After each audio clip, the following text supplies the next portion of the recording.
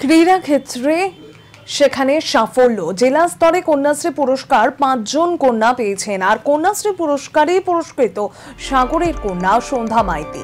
14ই August দক্ষিণ 24 পরগনা জেলা প্রশাসনের পক্ষ থেকে তাদের হাতে তুলে দেওয়া হয় সার্টিফিকেট।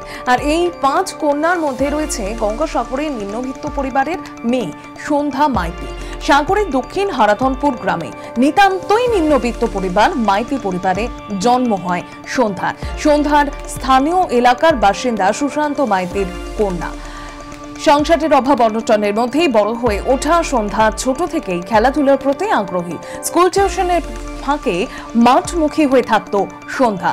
সময়ের সাথে সাথে ফুটবল খেলার প্রতি আগ্রহ বাড়ে তার। স্থানীয় এলাকায় প্রশিক্ষণ নেওয়া শুরু করেন সন্ধ্যা। এরকমই বিভিন্ন ধরনের প্রতিকূলতা অতিক্রম করে কলকাতা ময়দানের অন্যতম প্রাচীন ইস্ট বেঙ্গল ক্লাবে মহিলা ফুটবল দলে খেলার সুযোগ পেয়েছেন সন্ধ্যা মাইতি।